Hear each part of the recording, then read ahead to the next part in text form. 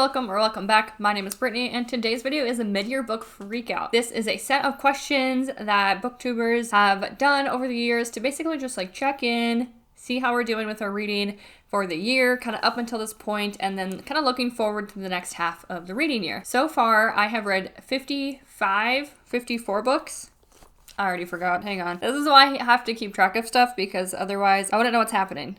I have read, yes, as of June, I have read 55 books. So those are the only books kind of in question for today's video. I'm nervous. I don't know like how I'm going to answer some of these. I kind of started doing some prep work, looking up questions, adapting a few of them that I personally wanted to answer. And I figured we would just go to the iPad because honestly, I have done this set of questions in the past in my reading journals for my physical journal and my digital like iPad and GoodNotes. And that's how I do these things anyways. And I figured, let's just do it that way because that's how I like to do stuff is in my iPad. I just wanted to show you, this is my book journal that I had up until 2023 because I got my iPad November of last year, and I have been like an iPad girly since. I'm obsessed with it. But I used to like answer all the questions in here to begin with before I switched over. And it's just really fun to like look back and see like what my thoughts were at the time. Yeah, I've done this for the past few years, and I'm just excited to like do it on the internet now. And I think it'll just be fun to go over to the iPad for this because like I said, this is how I operate in my daily life, and YouTube is just like an extra bonus, an extra hobby at this point. So let's just pop on over to the iPad. I will show you the other spreads I have done in the past. I figured we would kind of go through some of these questions and talk about it together. I think that'd be really fun. Okay, we are on the iPad now. Woohoo! So I just made a page in Canva to basically like a cute little border, and then I just copied all of the book graphics, like the little pictures for every single book I have read onto this page. I'm very much a visual person, and I think that's why I enjoy using my iPad in this way, because I can like see everything. I can basically like look at the pack of books and make decisions from there. Some books I have enjoyed more than others. I will try to not pick the same book for every single question. I'll try to highlight some other things too, because that's kind of the fun of this set of questions, is that it just kind of opens up like different books for everybody, which is fun. So kind of just starting off with my favorite book of the year so far.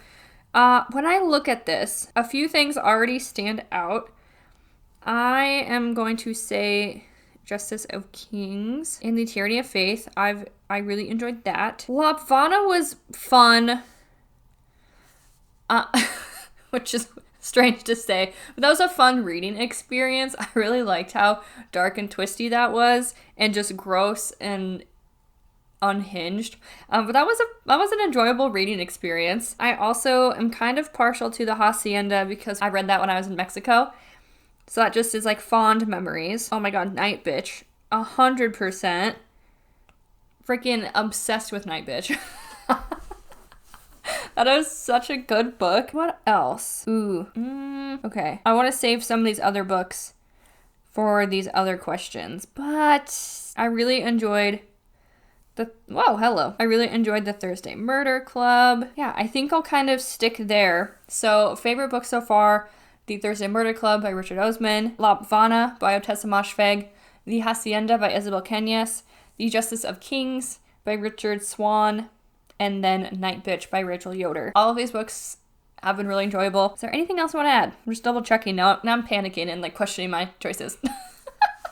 I know I've talked about a few of these here and there, but just to try to give you a brief synopsis, Thursday Murder Club features a group of retirees who are living at Cooper's Chase retirement home, and like a community, and they're all in their like 70s plus. Every Thursday meet in the puzzle room to go over cold cases, but they inevitably find themselves investigating and like key witnesses and like doing the job of law enforcement. And it is such a fun series. I've enjoyed it so much. Lapvana takes place in a very like medieval deranged village.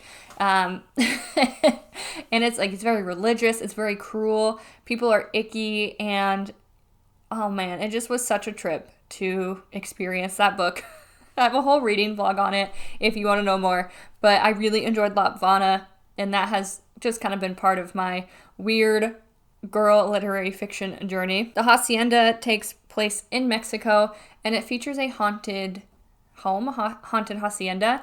Our main character enters like a marriage of convenience to basically get out of a bad situation, to try to like have money, security, all of that. And the house does not want her there. And her new husband's like ex-wife died under kind of mysterious circumstances. So it was a really fun book. I really enjoyed it. I enjoyed just learning about the author, and like she's on my list to kind of keep an eye out. I've had one of her other books for a while I really want to get to, but I really enjoyed that. Night Bitch, if you have not read this, like please like pick it up. When I say I'm obsessed, I'm not exaggerating. This book is so good and deep and thought-provoking, but strange in like the best way.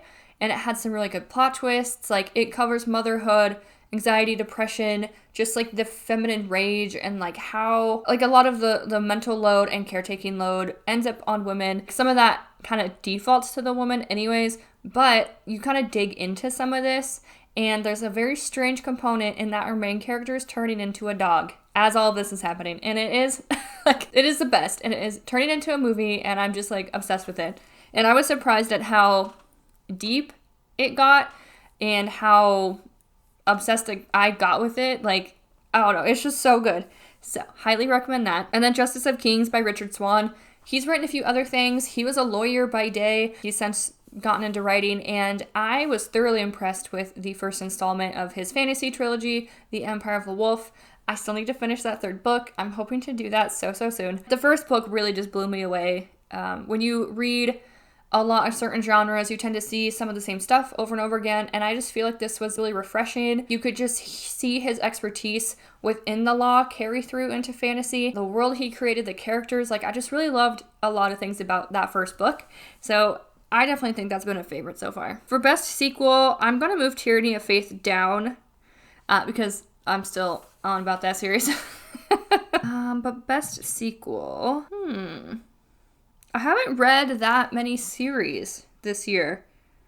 I think the rest of the Thursday Murder Club just needs to go there, because honestly, all of them were absolutely fantastic. I've enjoyed that in its entirety. Now I'm just being OCD and like moving things over. Yeah, I haven't read many series. By default, best sequel goes to The Tyranny of Faith and the Thursday Murder Club. Biggest disappointment. This sounds harsh, but the books I picked for this, like, they weren't bad. I think sometimes, you know, you expect certain things when you go into a book and get something different, and that tends to be the case for me. But I wouldn't say, like, it's that deep or that serious. Like, biggest disappointment sounds, like, really hardcore, but it's, like, not that bad. This is gonna ruffle some feathers, but House of Flame and Shadow. I had a feeling I wasn't going to like this book already, so I already kind of went into it, like, not expecting great things. I have not enjoyed Crescent City as far as Sarah J. Maas's series go. It's probably my least favorite, but that's partly because I don't like urban fantasy in general. I don't know, just some of the things that happened in the first two books, like, I don't know, just really bothered me. I had a problem with the pacing and just the structure, the plot, all of it. So I was hopeful that the third book would, like, bring it home, like, really wrap it up for me. But I was not optimistic. Like, I had a feeling it probably wouldn't end the way I wanted it to. So that was a bummer. Like, I don't want to be a hater, okay? Like, I want to like stuff. But I just did not like that book. And then another one, Yumi and the Nightmare Painter. I feel like this could also just, like, be a bummer for some people. But I don't know. It was very different from Brandon Sanderson's other works, which is fine. That's not a bad thing necessarily. It just wasn't what I was expecting. I didn't know, like, the Final Fantasy storyline from the video game, which is some of the inspiration for this book. And, like, the character work just wasn't my favorite. I think that was some of the issues too. I just wasn't really driving with Yumi or Nightmare. But overall, like, it wasn't bad. It just, like, wasn't what I was hoping for. It didn't hit like a Brandy Sandy usually does. And that's fine. That's fine. Disappointment. Oh, this one also might be slightly controversial. The Nightingale by Kristen Hanna. So I listened to this as an audiobook, and I kind of talked about this when I reviewed the book, but the audiobook voice delivery style, I guess, just really like affected my enjoyment. One of the characters just seemed like a loose cannon. Like, I just couldn't get behind a lot of the plot and what was happening and how they were going about it. Like, one of the sisters in this book just seemed really unreasonable, and like there was an instant love, and I just was like, nah. I just didn't really like jive with any of it. And I think part of my disappointment from that novel comes from the fact that everyone sobs when they read this book. Like, this has been lauded as her best book ever, like her saddest book, like, oh my god, like, bleh. Like, it's hyped up to be this like big deal. And when I read it, I didn't shed a fucking tear. Like, not one tear was shed. I found myself frustrated and irritated, and I was like, what is the hype? Like, so for me, that was kind of a bummer. Like, I wanted to cry, I wanted to love it and be part of the Nightingale troupe that needs therapy, and I just wasn't. It didn't really work for me, so we'll just leave it at that. I'm good with those 3 books. I'm good with those ones. Maybe I might actually add this one, Fairy Tale by Stephen King, only because it started off doing what I love with Stephen King's writing. The first like quarter of the book where we meet Charlie and his neighbor and the dog, Radar. Like, I really loved that deep character work and just the ins and outs of daily life with our main character. I feel like Stephen King does that really well. And our main character, Charlie, I think is his name, he was so sweet and I just loved him so much. But then once things got fantastical, I just like stopped caring. It kind of lost me. So that was a bummer. I always I want to go in liking stuff. And so I was just like slightly bummed that I didn't hit like some of other Stephen King books usually do. So, okay, moving on. Biggest surprise.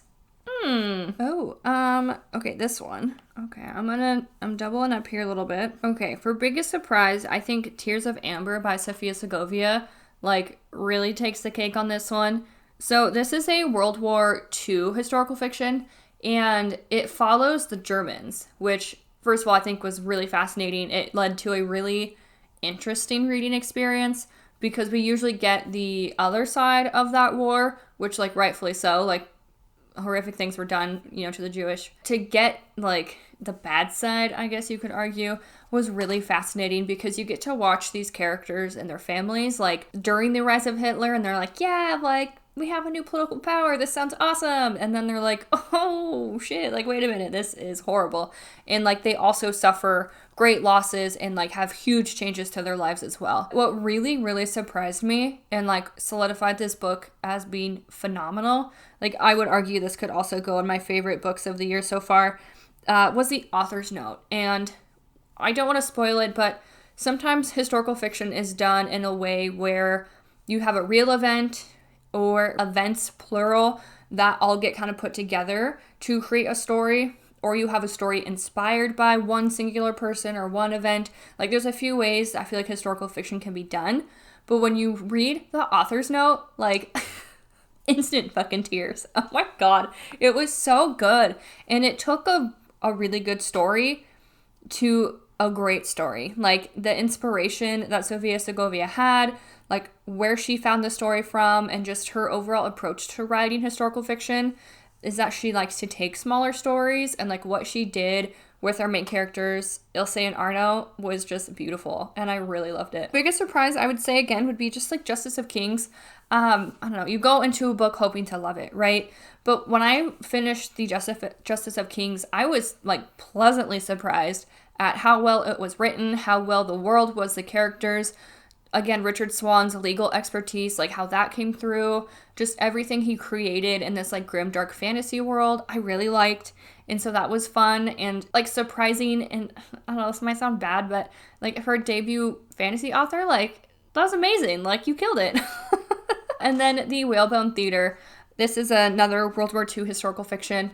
But really, like, the main theme of this book is the theater, and just Christabel and her family and her siblings growing up at their manor, and, like, how the Whalebone Theater comes to be, and just the emphasis on art and, like, theater itself was really beautiful. And again, I believe this is also a debut novel, and I just was, like, blown away at how beautiful the story was and how much I connected to it. Anticipated releases. So I am not the most up to date on anticipated releases right now, unfortunately. as far as like what's coming out. Definitely Brandon Sanderson's Stormlight Archive. The 5th and final book is coming out this year, so I'm excited for that one.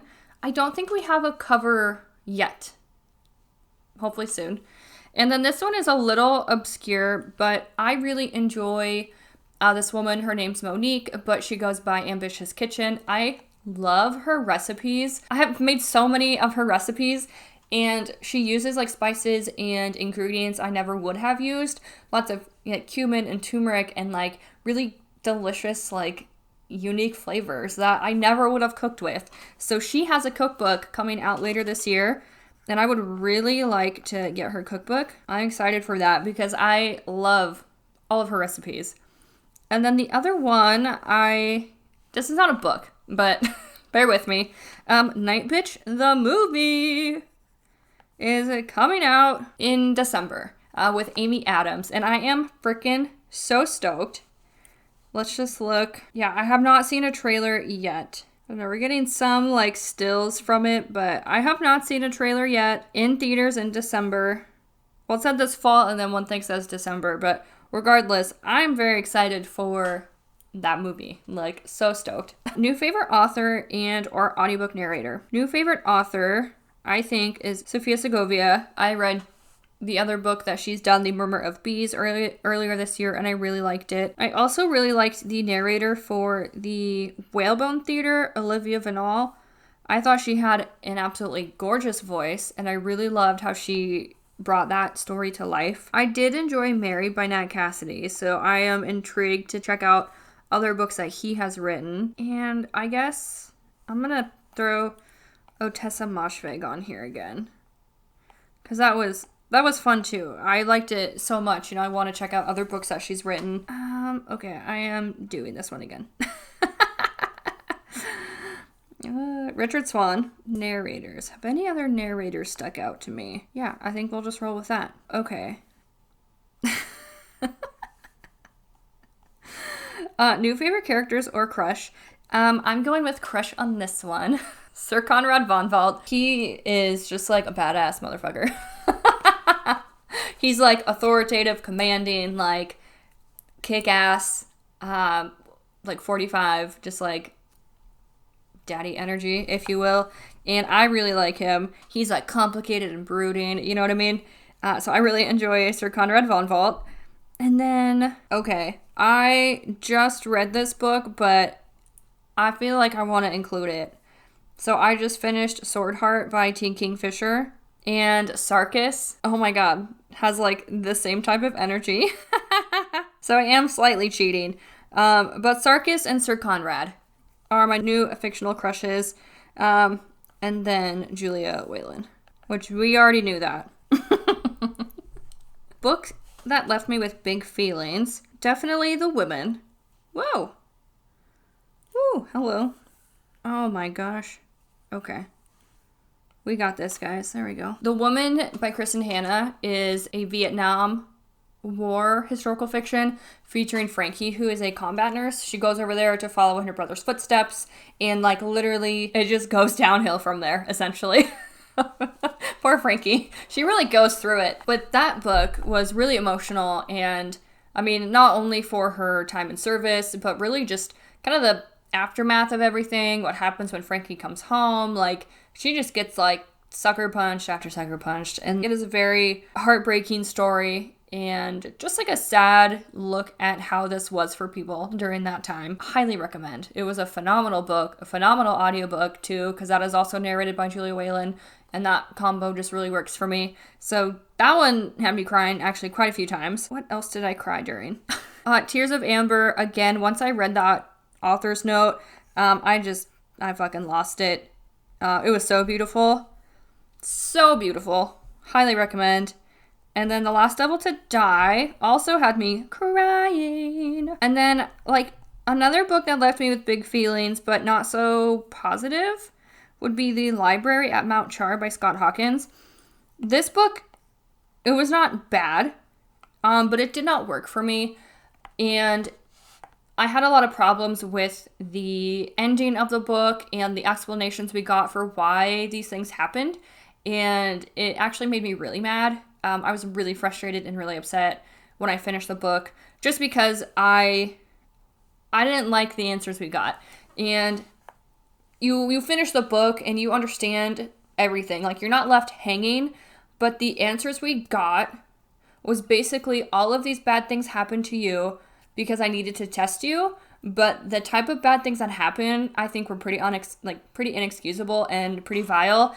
And I don't know, I feel like the characters could have done literally anything else to train and test each other than what happened. It is a very dark book. It is full of violence and sexual assault and trauma, and it is a weird story. I love the idea. I just absolutely hated how it was executed. So I had some big feelings about that book for a while. I've calmed down, but it did give me some big feelings. Okay. So I do feel like Big Swiss is a very engaging audiobook. I wouldn't say it's my favorite of all time, but kind of just looking at my lineup, I feel like it is a very good audiobook because you have multiple narrators. Our main character, Greta, is a transcriptionist for a sex therapist. And so when she's listening to the therapy sessions, we get additional voices that are talking. So it's like we're listening to that recording. And I thought that was super engaging, super cool way to do that. Really enjoyed how that was done. I mean, the Thursday Murder Club as well has been a really enjoyable audiobook series just across the board. I highly recommend that as an audiobook series, especially with the English humor. I feel like the audio experience, at least for me, it just it hit and it was hilarious. I could say Funny Story, The Woman, that was also a really good audiobook as well. I mean, the Women across the board is a very intense and impactful story, but the audiobook narrator, Julie Whalen, she really just adds an extra layer of emotion and intensity, and she really does just kick it up a notch. As far as a performance goes, what book does everyone need to read? Definitely Night Bitch. If you're interested in motherhood at all, whether yes or no, I still think you would enjoy this book because it is very weird. Also, if you love your main female characters unhinged, great, check it out. Again, the Thursday Murder Club, I think, would be a crowd pleaser for a lot of people, no matter how old or young you are. And it's refreshing to have older main characters. As I've gotten older, granted I'm 31, but as I've gotten older, I have struggled to connect to younger main characters lately. And so I do appreciate having just people in their 60s, 70s, 80s as a main character. That has been really enjoyable. And like I said, it's a crowd pleaser. I think it'll make a lot of people happy. What else do people need to read? If you're looking for a fantasy, I really don't think you could go wrong with The Justice of Kings. That has also been a really enjoyable series. I think that's all I have for broader recommendations. Yeah, I think that's good for just kind of what everyone needs to read. A lot of these books, while they're good, I don't know if they'd be crowd pleasers for everybody, but I do feel pretty good about these three. Whether you want a book that looks into motherhood, I'd say a cozy murder mystery that's very clever and at times deep as far as looking into life issues, and then The Justice of Kings if you're looking for a grimdark fantasy series with a legal aspect, that I think would be just the book for you. So books to reread this year. I would really like to do the Ninth Reign trilogy by Jen Williams. This is set in a really unique world with a different take on vampires and witches. They are not done in a traditional sense. And then our bad guy in this world is so unique. It is so cool. We also have middle-aged, older adult characters, which I enjoy. It was just such a fun series when I read that last year, and I think it'd be cool to revisit. Maybe Brandon Sanderson's A Stormlight Archive, just so I can kind of prep for that fifth and final book in that first half of the arc. I don't think there's anything else I'm really called to reread right now. That sounds good. Ooh, what book world from this year would I like to live in? Okay. Well, definitely the Skyward series. I finished book 2 earlier this year, but I would totally fly. Well, real world Brittany is a scaredy cat of a lot of things, so I would not probably fly, but if I could live in a fantasy world and be cooler, I would love to fly for the DDF. Are you kidding me? Give me a Poco. Give me an MBot. I'll fly the shit out of that. I just needed an AI ship and a slug and I'm good to go. I'll hang out at Cooper's Chase Retirement Community. I'll hang out in the puzzle room. They do get some death threats occasionally, but it's not a very dangerous world they're living in. So that's reassuring. That's nice. Like, just looking at some of these books, like, I would not live in the world where Pearl exists, like Telekinetic Killer Pig. I would not live there. As gorgeous as Shark Heart is, I would not live in that world either, because who knows, you might get the genetic trait where you turn into an animal, and there's no cure for that, so that sounds horrible. There's not a lot of, like, great worlds here. Definitely, I would not live in the Chain Gang All-Stars world either. Because that's where people, like, gladiator style, fight to the death. You do a crime, instead of prison, you can, like, stay in prison, or you, like, kill each other. That doesn't sound fun either, so we'll just play it safe. I think I would just maybe fly some spaceships and solve some cold cases during the afternoon and have some tea. You have to keep it low stakes. What word would I use to describe my reading year so far? I would definitely say strange. And, like, things feel random, but also I've really just been leaning into, like, my moods and wherever they take me. I don't know, like, it feels organic at the same time. And I've read a lot of, like, new stuff, which is fun. I enjoy that. Thank you, Della. And then books to prioritize for the rest of the year and a goal check-in. So I did set my Goodreads goal to 100 books to read in 2024. That is more just so an arbitrary goal. If I read 100 books, cool. I've never actually done that before. It's not a big deal. Like, it's just a number, because honestly, I want quality books over quantity books. Like, I want to be picking up good stuff, not just, like, reading shitty things just to, like, stack up some number that literally no one cares about. So that would be neat. I have not done a great job at reading one nonfiction per month, but I would say I've at least diversified my reading quite a bit, I feel like, just with literary fiction, historical fiction. I feel like I've branched out, and I'm pretty happy with how that's gone. And then reading books from my shelves, I will have to update and just count and see what I've done, but I feel like I have read a fair amount of books on my shelves as well, which is great. That is what we're going for. I think that's it. That is it, you guys. Thank you so much for planning and just answering these questions with me. I hope you have had a good, like, first half of the year with reading. I hope you've read some amazing stuff. Let me know how the first half of the year went, and I'm excited to see how the rest of this year goes. I will see you in the next one. Bye!